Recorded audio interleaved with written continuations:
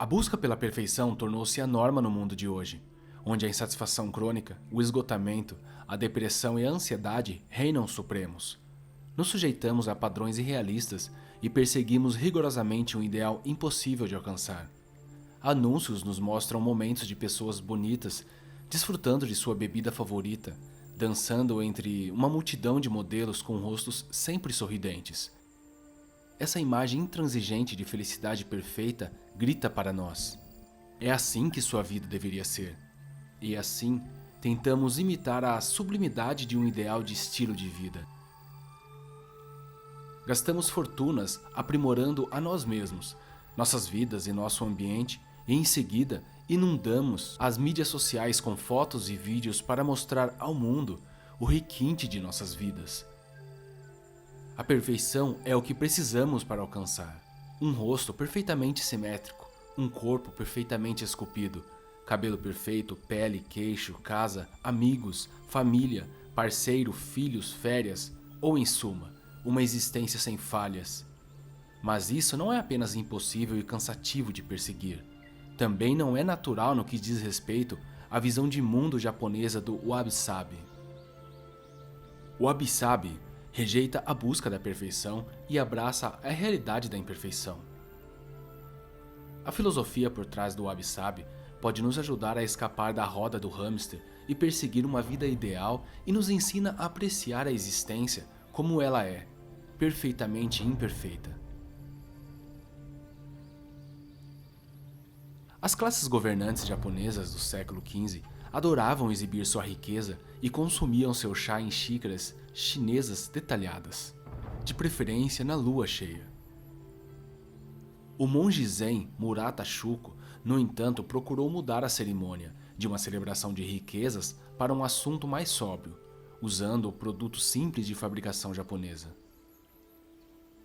Os sucessores de Shuko transformaram ainda mais a cerimônia do chá, simplificando os rituais e materiais usados, acrescentando elementos naturais e abraçando a natureza transitória da existência. Por exemplo, em vez de copos caros de cerimônia decorados, eles usavam copos simples e antiguidades, e em vez de beber na lua cheia, tornou-se comum beber na lua parcial ou nublada. A cerimônia do chá tornou-se um tributo à simplicidade, à impermanência e à imperfeição, e é considerado um exemplo histórico proeminente de wabi-sabi. Também podemos ver os elementos budistas no cerne wabi-sabi, ou seja, as chamadas três marcas da existência: impermanência, sofrimento e vacuidade. Muitos concordariam que é impossível alcançar uma definição clara de wabi-sabi. O significado das palavras wabi e sabi mudou ao longo do tempo. Hoje em dia, wabi refere-se a coisas simples, mas mais básicas, toscas, imperfeitas, assimétricas, como encontramos na natureza. Sabi refere-se a coisas tocadas pelo tempo, que apresentam sinais de deterioração ou danos. Sim, há uma filosofia por trás disso, mas o wabi-sabi não é a filosofia em si. Talvez possamos descrevê-lo melhor como uma experiência, um encontro lúcido com a natureza transitória e imperfeita da existência. A vaidade de perseguir a perfeição. Perseguir a perfeição é como perseguir um sonho impossível. Estamos atrás de uma fantasia de totalidade, de um estado final que, em última análise, não podemos alcançar. Alguns veem a perfeição como uma experiência subjetiva, pois o nível de perfeição é muito baixo para algumas pessoas. Eles considerarão perfeito o que os outros consideram imperfeito. Mas aqui está o problema. O que os outros consideram imperfeito não pode ser perfeito. Não haveria falhas para detectar se fosse. Platão argumentou que a perfeição não poderia existir fora do reino dos pensamentos. Um ideal só pode existir em nossas mentes, e o resto é apenas uma réplica. Adicione a isso a natureza transitória do universo e o destino inevitável de uma imitação quase perfeita que nos confronta. Eventualmente, desmorona. Um conjunto de aparência quase perfeita? Ela logo será vítima da velhice. Um copo quase perfeito? Ele vai decair rapidamente. Quanto mais tentamos aperfeiçoar algo, mais rígido e frágil ele se torna. Como a água perfeitamente parada é arruinada por um grão de areia caindo nela, ou como Lao Tzu afirmou: é mais fácil carregar um copo vazio do que um cheio até a borda. Quanto mais afiada a faca, mais fácil é cegar. Quanto mais riqueza você possui, mais difícil é protegê-la. Lao Tzu, Tao Te Ching. Se você mantiver sua sala de estar em um estado de limpeza quase perfeito, apenas um pouco de poeira é suficiente para estragá-la. Se você anda na ponta dos pés para viver uma vida quase perfeita, apenas um pequeno empurrão é o suficiente para derrubá-lo. E assim, perseguir a perfeição parece ser uma missão tola. É uma meta impossível, pois só podemos alcançar o segundo melhor, e é difícil e eventualmente impossível de manter. Portanto, perseguir a perfeição geralmente nos esgota, nos deixa deprimidos, ansiosos e com autoaversão, pois nos sobrecarregamos com uma sensação contínua de falta, de nunca é o suficiente, e o medo de perder a imitação de perfeição que realizamos. É como tentar desesperadamente manter a água de um lago parada e cristalina, mesmo que não possamos evitar que o vento, a chuva, os terremotos e os outros fenômenos naturais a agitem. Nós, como humanos, não somos lagoas perfeitamente imóveis, lagoas cristalinas, e nunca seremos. A maioria de nós se assemelha a lagoas de água turva, sujeitas aos caprichos da natureza, às chuvas e ventos da existência e aos incêndios da destruição inevitável. E com esta condição fugaz e imperfeita, ressoamos com o resto do mundo.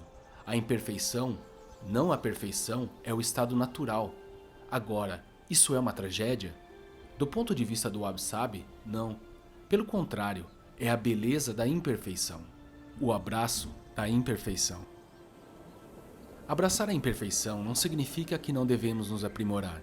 O autoaperfeiçoamento é bom, desde que esteja dentro da razão e sem o objetivo da perfeição. Tampouco significa que fazemos uma confusão com as coisas. Um vício em drogas, por exemplo, não é perfeitamente imperfeito.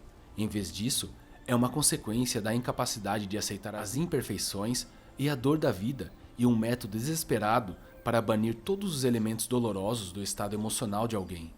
Poderíamos dizer que os vícios querem experimentar a perfeição, um estado mental sem dor, mas é a resistência aos lados sombrios da vida que nos impede de experimentar o Wabi-Sabi.